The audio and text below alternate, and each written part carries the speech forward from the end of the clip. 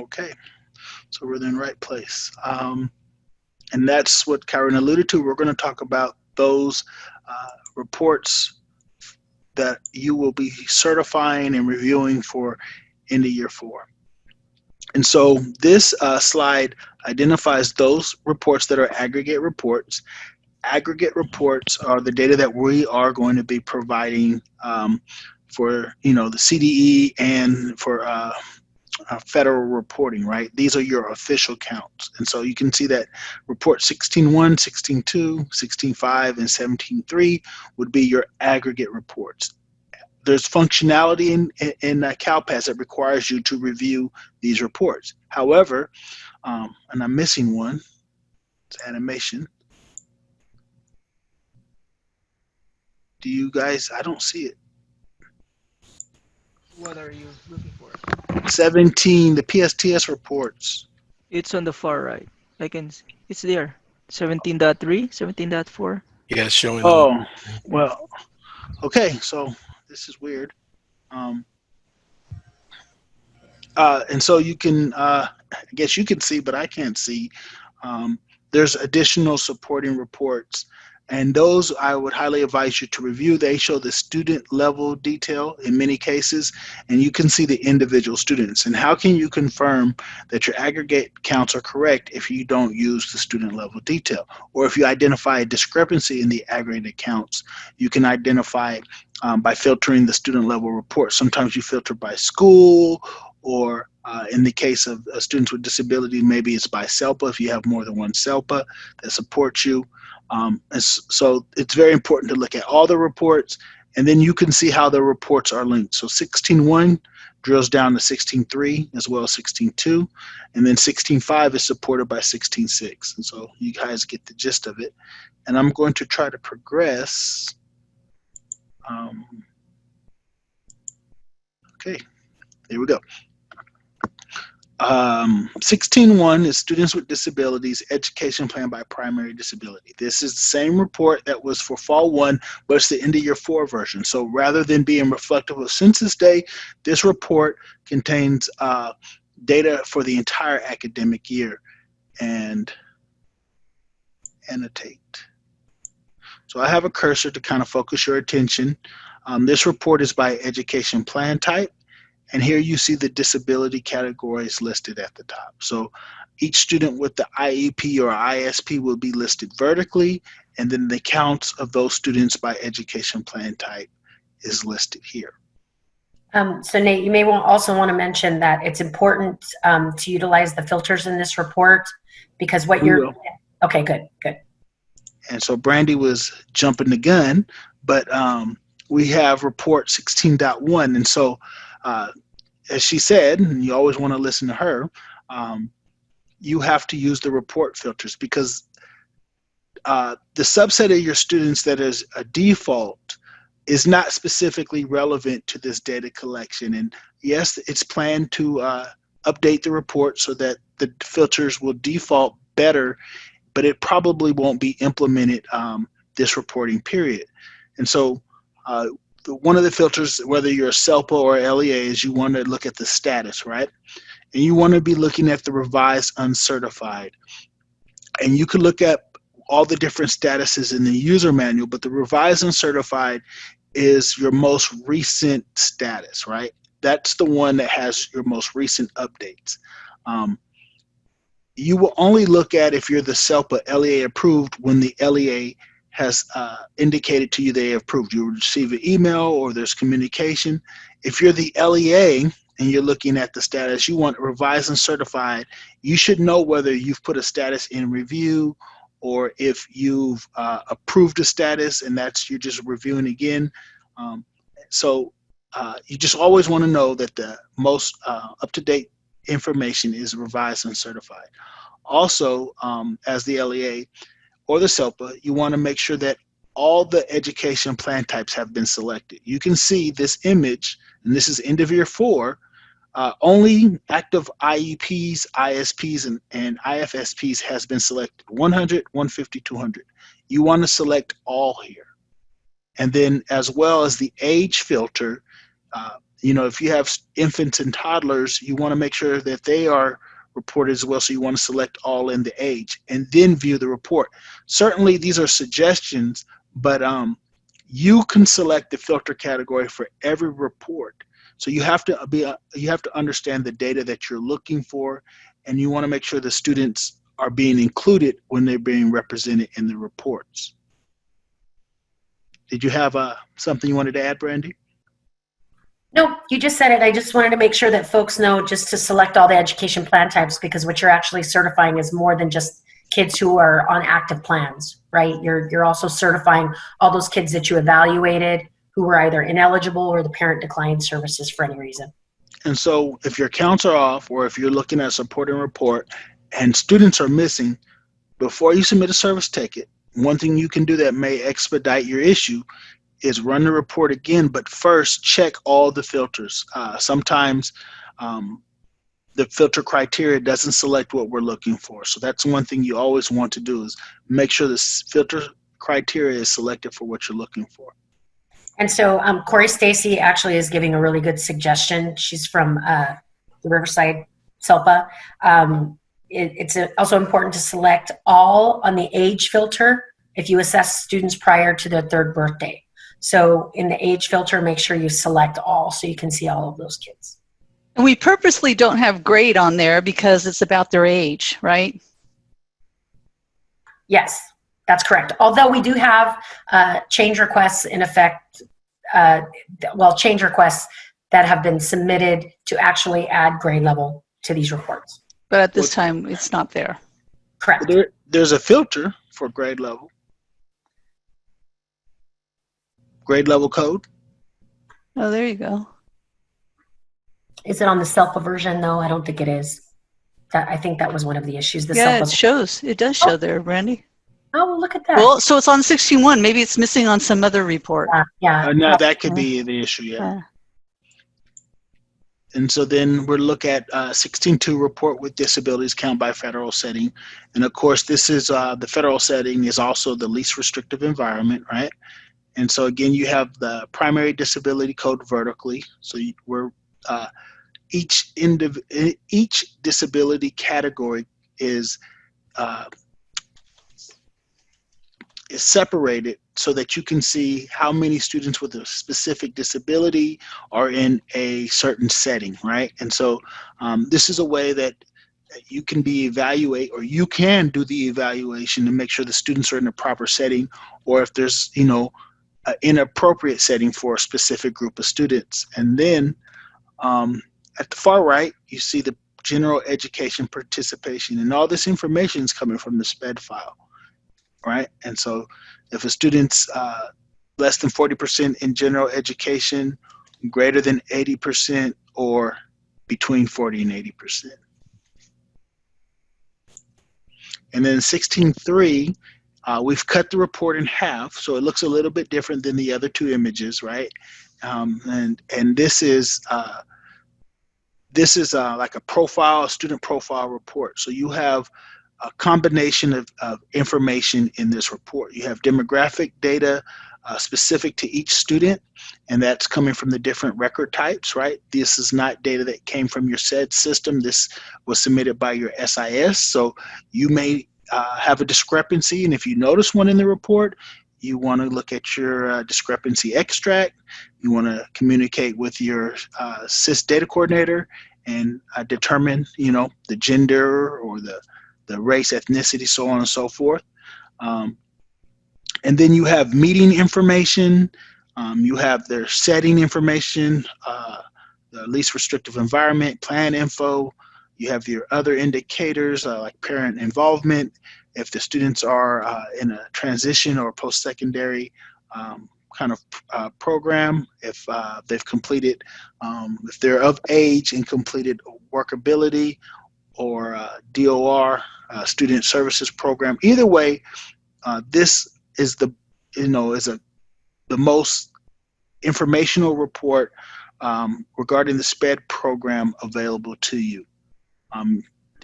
However, it does not include services, right? And services are So Nate, reported. before you move on to that, so for 16.3, somebody's asking, how would we know if the setting is wrong? So what he's referring to on 16.3, the federal setting is, 16.3 is actually used to determine whether or not your federal setting that was on 16.2 is actually correct, right? So you want to use the detail level report. And the reason that's important is because what you're looking at in 16.3 is the fields that determine the student's least restrictive environment, their LRE. Okay, so all of the LRE fields are on 16.3. So you have to make sure that all of those LRE fields are correct. We have logic that then drops them into buckets on 16.2. Okay, and also I believe they walked you through, did you guys go through the report mapping guides already? Aaron did. Okay, so the report mapping guides actually will give you some information on how students are actually counted in those specific federal setting buckets.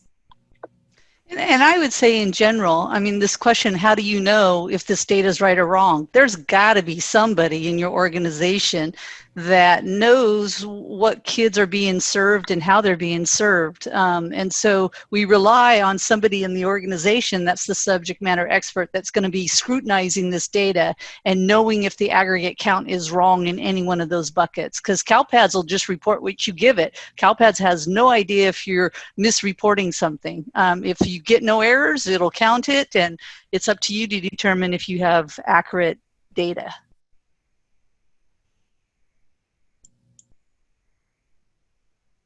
And so report 16.1 to 16.3 were formerly Table A encasements, and then your services will be 16.5 and 16.6, and they were formerly, this data was formerly Table B.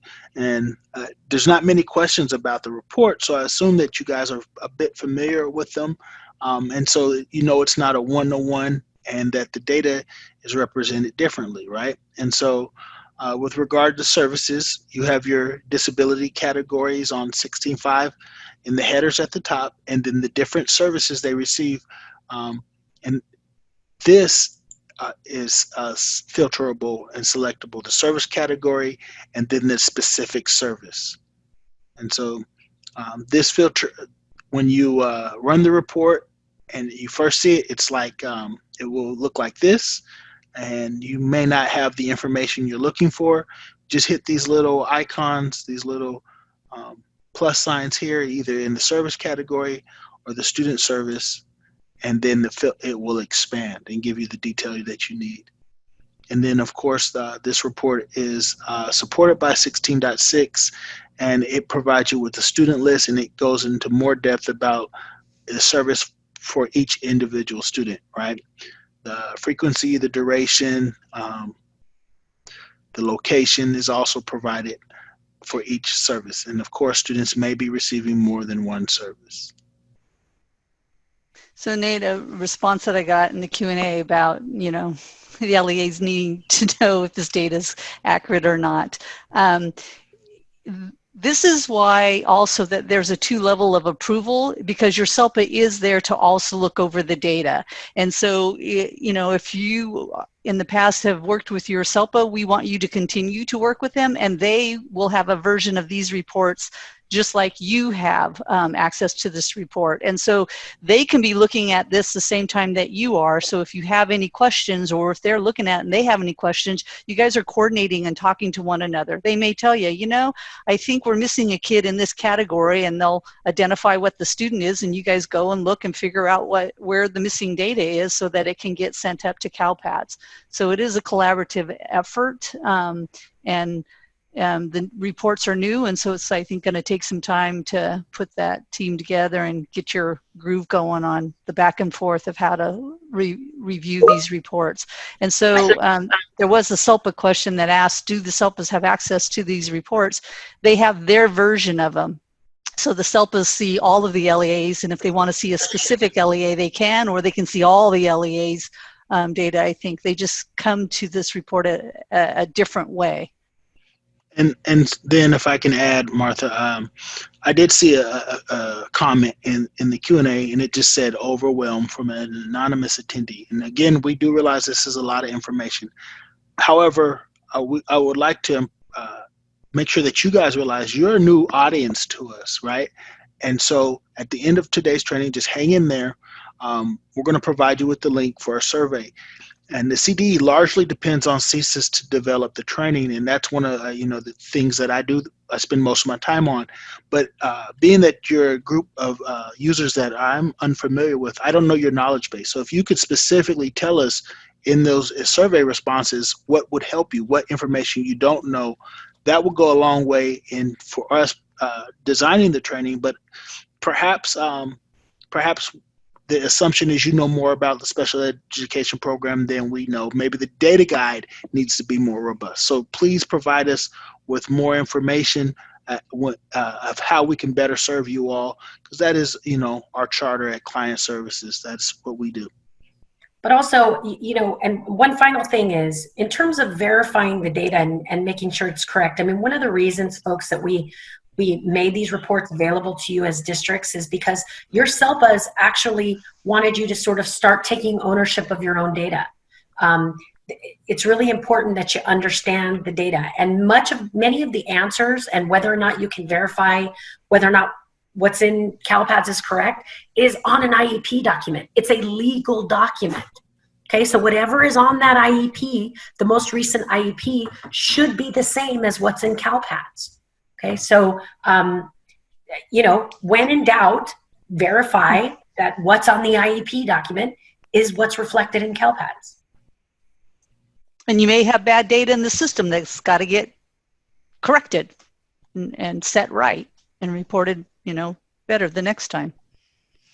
So we're going to move on. We're going to finish the report so we can get to incidents. And some of these questions, if you don't get them answered now, we will have a Q&A at the end of training so we can address all your concerns.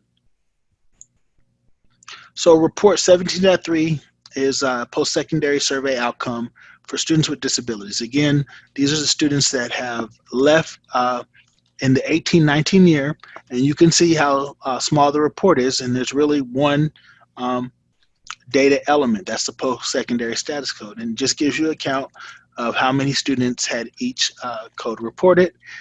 But the supporting report will identify those students, right? And each and again, the single element coming from the PSTS is the post-secondary status. The rest of this is just demographic information. And so how is the data going to be used, right? And so you should know that your evaluations, your annual meetings, your triennial meetings, any additional meetings, amendments will all be used for compliance monitoring, right? It should be submitted on an ongoing basis as needed, as students are evaluated, as their plans are amended. You should be submitting it, right? And it's very important because you want to submit it regularly so that, it can, the designated supports and services can be updated for TOMS, right? And so you just want to make sure that you're submitting this data regularly and that students are being evaluated on a timely basis. And we do understand that that advice, it was given in a normal scenario, given the pandemic and the quarantine and the social distancing. Certainly there's going to be some changes. And so, Kyron, did you demonstrate how to get to the monitoring reports? I didn't. That's Okay. the one thing I forgot. So we'll give Kyron a quick demonstration, and if he goes long, we'll cut him off. But yeah. your They monitor. put it. Go ahead, Nate. No, I was going to just describe the monitoring reports. I don't know. Yeah, I was Yeah, going to you say just- we got to put it in perspective what the purpose of the monitoring reports are for. Right. And so, you're going to have, Brandy was talking about your delayed meetings and when it's appropriate to submit those records. And so the monitoring reports help you identify students that may be having a delayed meeting or may be due a meeting, right? And so you're going to have your total students with disabilities, those with the late meeting identified, that would be column 4, and then the percentage of those students. And then if that meeting's a late annual or a late triennial, and then you have the transition goals. Students that are 16 to 22 that need to have the transitional goals indicator identified, or whether or not they've had them identified, or if they're not, that's column 9 and 10. And there is a supporting report for that, which will show you the individual students. And this is a way, Brandy alluded to it, that SELPAs typically would do this work, but these reports are available to the LEAs, and you should be monitoring these students, right? And we certainly know that your reports may be full right now. But as the fall comes, or as you have access to your students and you are resuming evaluations and meetings, you can use this report. It every night after you held your meeting and you update CalPads. This is an ODS report, so that means it runs nightly. You will see your list go down. So it could be like an auditing tool for yourself to see if the records have been submitted, or to identify students who still have not had their meetings updated, because we know students that were due annual meetings or triennial meetings from March till now probably most likely haven't had them yet. So can I make a comment about the monitoring reports, because it causes so much confusion, and we get you guys send in lots of tickets saying there's kids on this report that shouldn't be on this report. Okay. So one of the things about the monitoring reports that you need to know is that every time you run this report, it's based on students that are actively enrolled in your district, okay, or in your SELPA. Okay.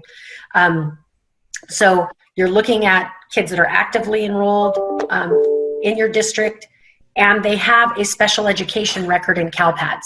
So if you're seeing a different district other than your district listed there, along with a different SELPA code, what that means is the most recent special education record that's in CalPads is from another district. And what it means is they've since transferred into your district, but your district hasn't submitted up a meeting record for them or a transaction for them.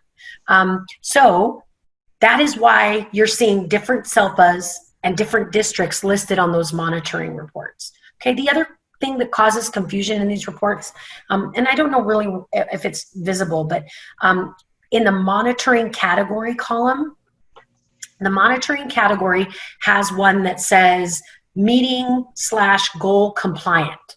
What that means is that there's no compliance issues. Okay, we're just showing you all of the kids that are on active plans in your districts. Okay, so if it says meeting or goal compliant, then there aren't any monitoring issues. It's only when they have one of those other categories. And Nate, can you go back a slide? Because I think that's on the 16.7, right? Right. So meeting with transition goals, missing transition goals. Yeah, it's actually on the 16.8. Detail as well? Yeah, it's on 16.8. It's like the monitoring category, and it shows you which monitoring category the student falls in. And a lot of them I see it. It's number 9, yeah. Column 9. Correct. But you get your your aggregate counts on 16.7, so you can see the total number. And so coming to 16.8 to look at the detail, you don't want to bother looking at those that aren't an issue, and so you can filter them out based on what's in column 9. Right, and Corey Stacy also makes a really good point that I actually figured out just yesterday. Corey, is what I figured out. If the student has actually exited the school, even if their meeting was late, or if they exited the special education program, these reports are only going to show you students that are on active plans. So if they've exited special education, they're not going to show up on this report, even if their meetings were late. And so, Corey, if it would be important to you to actually see where there were compliance issues and the student actually exited after their meetings were supposed to be held, then that's sort of an enhancement that we would probably have to make in subsequent years.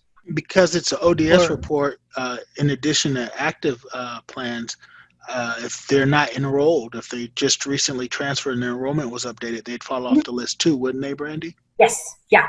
If they're not actively enrolled in your LEA, they won't show up on this report. And so then, go ahead, Kyron. And would I be correct in saying if it's in the end of year submission anyway, would you just rather run the snapshot reports because it's 7/1 to 6/30?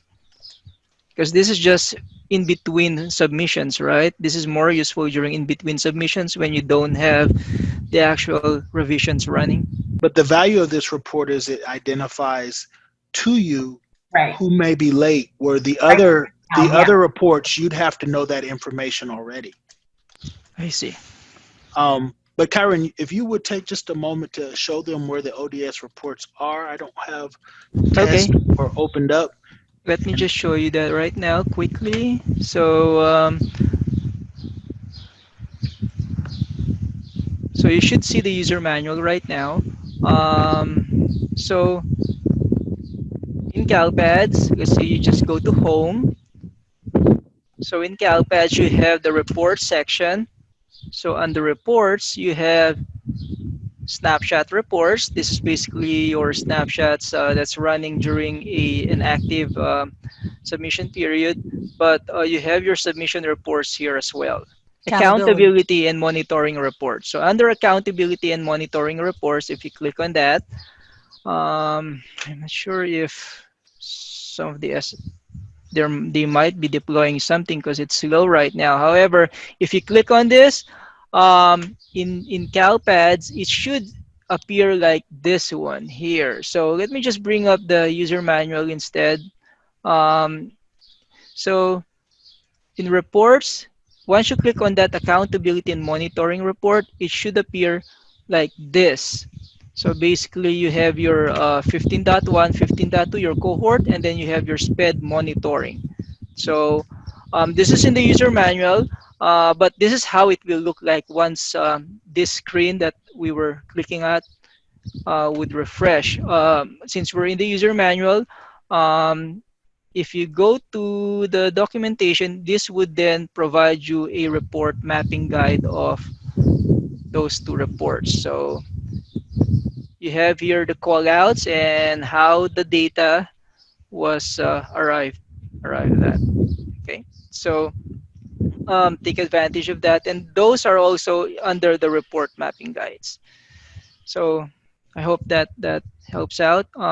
For end of year 4, again, you have here, you can also go to the report mapping guides and you have report mapping guides for end of year 4. So again, this is how the reports will look like in CalPads. Unfortunately, they may be deploying something in test right now, and so that's the reason why I maybe switch it's over just spinning. Yeah, let's just to go production. to production. And Thank you, Yeah. Kyron. Thank you. the report mapping, when you look at end of year 4, you're only going to see the reports that need to be approved. The monitoring reports are not part of EOY 4. They're their own section of reports. And so that's why you have to go to a here it is. special location. I took Authorizing LA reports, and it should bring We up. can't see it. I took the share, Kyron. Oh, you did? Okay. Yeah, we're Are you short cutting on them off? time. Yeah, we're trying. Okay. And so because the purpose is he's going to have to need some time for the incidents.